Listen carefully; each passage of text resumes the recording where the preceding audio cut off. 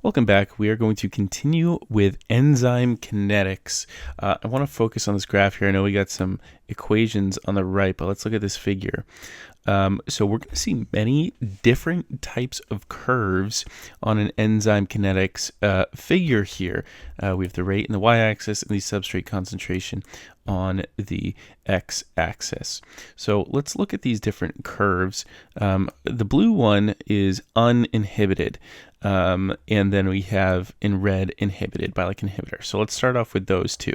Okay, so just examples to be aware of what an inhibited curve looks like. And something I want to point out with the red and the blue, they have a specific shape. They would be called hyperbolic. They would be called hyperbolic because they go straight up and then over, straight up and then over. Okay, so the red and the blue are hyperbolic. We have some different curves called sigmoidal curves, which are represented by this S shape. And even if we have only a little bit of a curve at the bottom, that's still sigmoidal. Okay, even if it has a tiny bit. So if we had a curve that was like that, like a tiny bit, I'm trying to make it as small as unnoticeable as possible, like that, that's still sigmoidal. And we're going to talk more about sigmoidal in the future, but just so we understand what these are, let me label these curves here. So that's sigmoidal, the green one's sigmoidal, the purple one is sigmoidal, the blue is hyperbolic, and the red is hyperbolic. Okay, so we're going to talk more about sigmoidal in the future, but we're just generally going to talk about enzyme kinetics right now. Other things I want to label: you may have heard about Km. So Km by definition is the amount of substrate,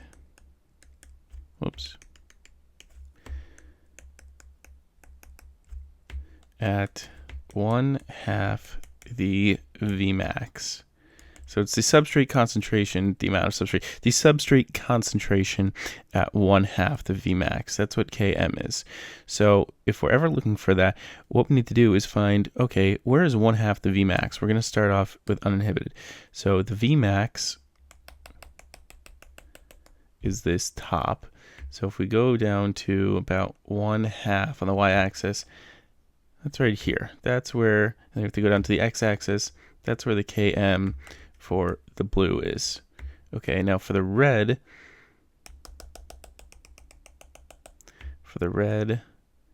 right here is where I meet, and the Km is about the same.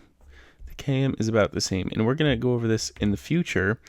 We're going to go over this shortly, but the patterns of Km and Vmax is going to tell us about what specific type of inhibitor we're dealing with. Okay, and same thing for the other curves. We find, what's 1/2 the Vmax? And the 1/2 the Vmax is almost always going to be at this kind of inflection point here on these sigmoidal curves. So those would be the Kms for the sigmoidal curves there. Okay, let's keep going, and we're going to look at, just real quick, these are equations related to enzyme kinetics that we need to memorize. So we have instantaneous velocity, or V initial there, Vmax times substrate concentration over Km plus substrate concentration. Kcat is catalytic efficiency, also known as turnover rate. So definitionally, Kcat is the amount of time it takes for an enzyme to process the substrate into a product. So that's what Kcat is. So it takes into account the Vmax and the enzyme concentration. Okay.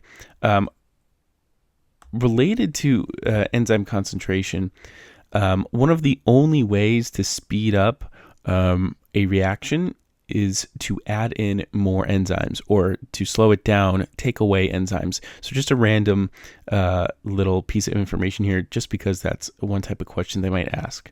And then CE stands for catalytic efficiency. I'll write that one out. Catalytic efficiency. and that's kcat over km. So kcat, once again, the turnover rate over km. And something I forgot to say earlier, which I should say, km is a measurement. We said definitionally, it's the amount of substrate at 1/2 the Vmax, the concentration of substrate at 1/2 the Vmax. It is also a measure.